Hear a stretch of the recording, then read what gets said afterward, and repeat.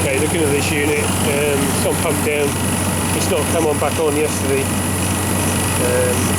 We've moved this little cover out the way it was on wheels, and this piece of wood fell on the unit and it's fired up. So I'm thinking, he's got a bag. I'm thinking favourite is a pressure switch, and it has made a sound like it's stopped and then started straight up again within a fraction of a second. So I'm wondering if we've got a pressure switch that's faulty, it's just right on the edge of switching, or possibly even like a loose electrical connection or something.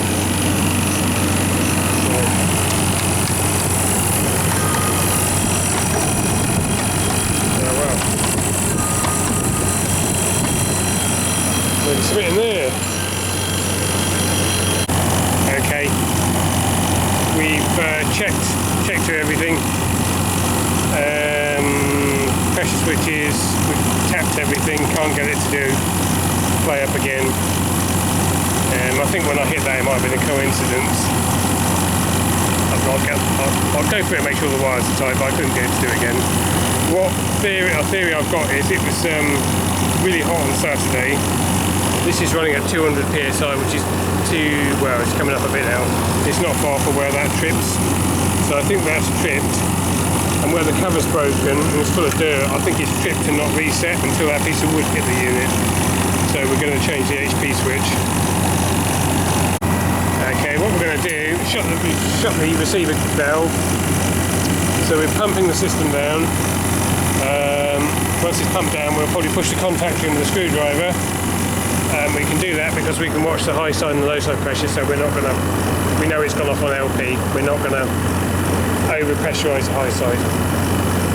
Which you could do, if the system had too much gas in it, you could pump it down and it will actually fill the receiver right up, back the liquid up into the condenser and fill that right up, and it'll go off on our HP switch, which is when you don't want to be pushing the contactor in, because it'll go bang.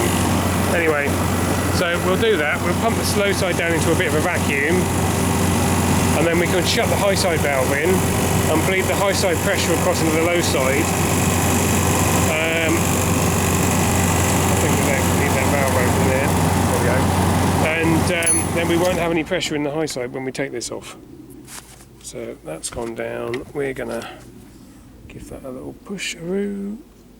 Like that. We don't need to go down too far. I mean, probably even just down to 0, just a little bit under is good enough. Because I have to turn that off. We're only losing the volume of gas that's in the top of the head there, and this hose. Yeah, that's the idea. Okay, we've got that done. Pressure switch. I've put some soapy bubbles on there. Couldn't see anything, but we'll check it again in a minute. But we're just having a look at the contactor, and that's all burnt underneath. In fact, it got so hot these two wires had stuck together, and you can see the discoloration on the top as well.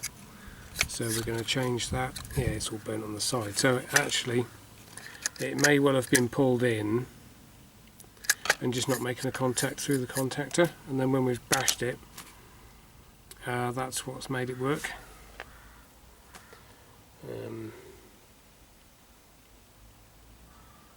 Yeah, I mean that's not a bad job changing that because the cover's broken.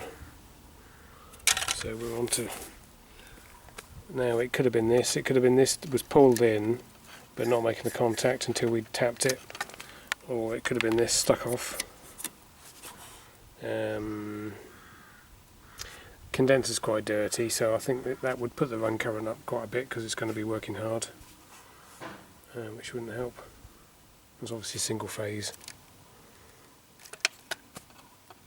So anyway, we've got to get the contactor changed, set this up, and wash the condenser out. Okay, got a new contactor in there, and I've put some loops in to spread the current over the other poles. I think that one's not quite as, it's not rated as high as these ones, but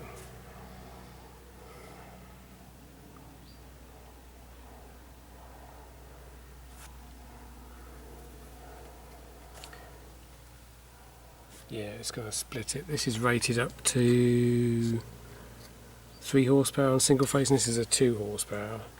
But it can go up to 15 horsepower on 3 phase, yeah, 50. So, yeah, it's 480 volts. So, anyway, I'll run it up and put the clamp meter on there and see how many amps we're putting through.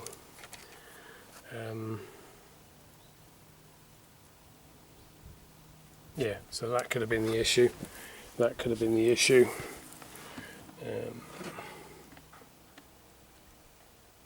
Yeah, right, what we're doing. I'll check that again for leaks. I've left some soapy stuff on there and we'll see if we've got any bubbles that have grown over the sort of 10 minutes it took me to do that. We've been through here and sort of tugged on all these wires. I can't find a loose wire anywhere. These connections we've redone. We've got these ones in here we could have a look at. But I don't think it's that. I think it's anything, it would have been that or that. I'm tending towards that now. Because that did, when we tapped it, we think it stopped and started. Let's put the run current up to nearly 19 amps. I think these are only supposed to run about 16. 10 amps in a fan. Got the 240 now. Usually about 65 degrees. Probably used to set these to cut out at. Probably just over 250, 255, something like that. You can actually feel the air moving off of that now.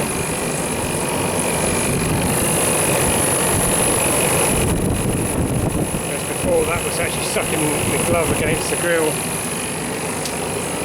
It's got a lot of water at the bottom of the coil, so head pressure's not going to come up to normal for a while, but that's about 90 to 100 psi lower than what it was running. And that's pulling 14.5 amps and we were on 18 earlier, which probably wouldn't have helped with burning out that contactor. The head pressure's coming from a little bit, about 5 psi. Yeah, doing a bit more duty now.